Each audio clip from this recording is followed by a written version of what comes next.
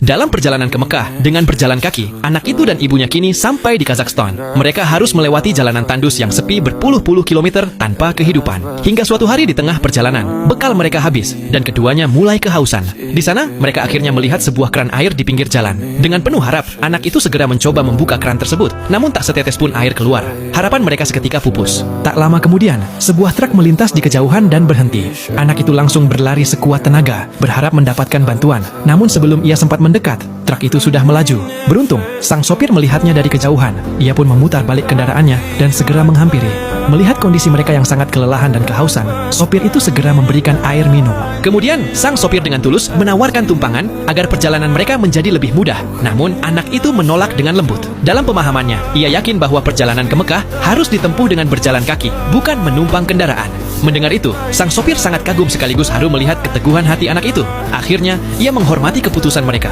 Sebelum melanjutkan perjalanannya, ia memberikan makanan dan air minum sebagai bekal. Sopir itu juga mengabarkan kisah mereka kepada rekan-rekannya yang sering melintasi jalan tersebut dan meminta agar membantu jika bertemu anak dan ibunya yang berjalan kaki menuju Mekah. Sejak saat itu, setiap truk yang lewat mulai berhenti untuk memberi bantuan, seperti makanan dan minuman. Bahkan, gerobak mereka dipasangi lampu agar terlihat oleh kendaraan lain saat berjalan di malam hari.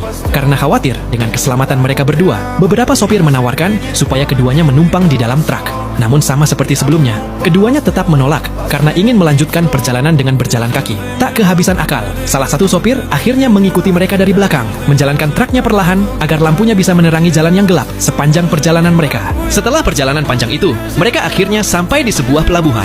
Sebelumnya sopir truk itu telah memberitahu kepada temannya bahwa ia akan membawa anak dan ibu tersebut, sehingga mereka bisa diselundupkan tanpa diketahui banyak orang. Setelah melakukan pelayaran yang cukup panjang, akhirnya mereka tiba di Azerbaijan. Anak itu kembali berjalan kaki dan membawa ibunya di dalam gerobak. Saat itu, sang ibu merasa kelelahan dan memutuskan untuk beristirahat di dekat air mancur.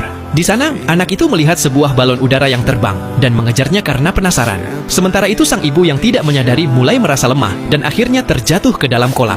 Anak itu yang sudah cukup jauh berjalan, mulai menyadari bahwa ibunya sudah tidak ada di belakangnya dan ia tersesat di jalanan kota yang ramai. Ia pun berusaha mencari jalan untuk kembali dan beruntungnya ia berhasil ke air mancur tadi. Namun ia tidak melihat ibunya di sana. Di dalam kolam, ia melihat gelang ibunya dan berusaha mengambilnya. Namun karena tindakannya itu, seorang polisi datang dan menegurnya. Saat polisi itu sedang berkomunikasi, rekannya menyebutkan bahwa ibu dari anak tersebut sedang berada di rumah sakit. Polisi itu kemudian mengantarkannya ke rumah sakit tempat sang ibu dirawat. Akhirnya keduanya pun bisa bertemu kembali. Setelah merasa sehat, sang ibu segera bersiap untuk melanjutkan perjalanannya ke Mekah, meskipun tahu penyakitnya sudah sangat parah. Setelah itu, mereka melanjutkan perjalanan ke Mekah yang masih sangat jauh, hingga akhirnya mereka sampai di Turki. Setelah Turki, mereka harus melewati negara Suriah yang saat itu sedang dalam keadaan perang.